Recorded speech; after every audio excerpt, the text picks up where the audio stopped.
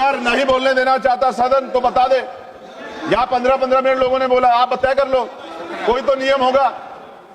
अगर आप मना कर दी तो मैं इनको छोड़ देता हूँ। जनरल डायर की तरह गोलियां नहीं चलवा पाई, लाठी चली, आंसू गैस के गोले चले, पैलेट गन चली, बिहार में तो AK-47 चली, करंट लगाया गया।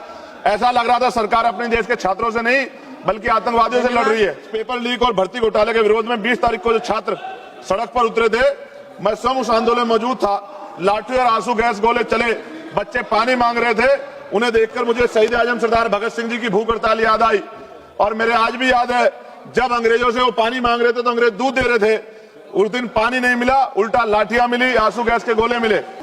सभापति जी, ये 30 सेकंड चली गई, इनको आप ऐड करवा देना मैडम।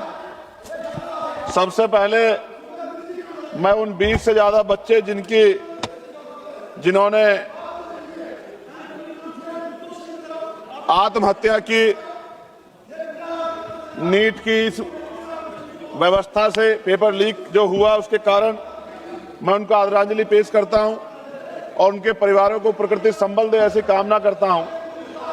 और जब मैं बात शुरू कर रहा हूं तो ये कहूंगा कि अच्छा लगेगा अगर देश के प्रधानमंत्री उन बच्चों को के परिवारों को बुला के संबल दें, उनके दुख को सुने।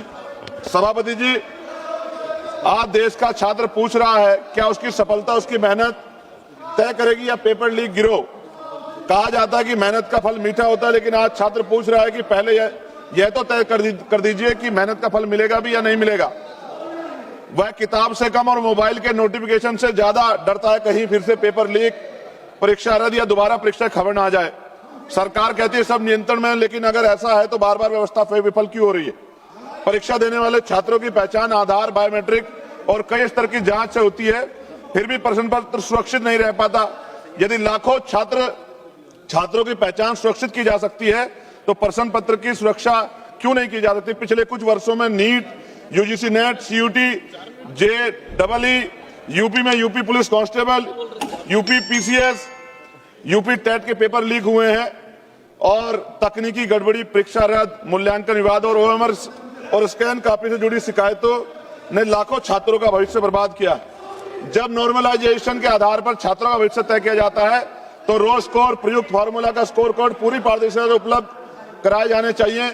चयन के गणितीय प्रक्रिया गोपनीय रखने का कोई औचित्य नहीं है। पारदर्शिता विश्वास पैदा करती है जबकि गोपनीयता संदेह। मैं शिक्षा मंत्री के इस्तीफे का भी उल्लेख करना चाहता हूं। छात्राओं से क्षमा मांगने के बजाय उन्होंने लिखा कि छात्रों को भ्रम के कुचक्र में नहीं फंसाना चाहिए। मैं पूछना चाहता हूं, भ्रम में छात्र हैं या बार बार विफल होने वाली व्यवस्था। इस पेपर लीक और भर्ती घोटाले के विरोध में 20 तारीख को जो छात्र सड़क पर उतरे थे, मैं स्वयं उस आंदोलन में मौजूद था। लाठी और आंसू गैस गोले चले, बच्चे पानी मांग रहे थे। उन्हें देखकर मुझे शहीद आजम सरदार भगत सिंह जी की भूख हड़ताल याद आई। और मेरे आज भी याद है, जब अंग्रेजों से वो पानी मांग रहे थे तो अंग्रेज दूध दे रहे थे। उस दिन पानी नहीं मिला, उल्टा लाठियां मिली, आंसू गैस के गोले मिले। सभापति जी, बच्चे धुएं में अपनी सांस नहीं ले पा रहे थे। मैं सरकार का धन्यवाद करूंगा कि सरकार ने इतिहास में अमर होने के बहुत करीब पहुंची सरकार। बस जनरल डायर की तरह गोलियां नहीं चलवा पाई, लाठी चली, आंसू गैस के गोले चले, पैलेट गन चली, बिहार में तो AK-47 चली, करंट लगाया गया। ऐसा लग रहा था सरकार अपने देश के छात्रों से नहीं बल्कि आतंकवादियों से लड़ रही है। कंप्लीट कर लीजिए।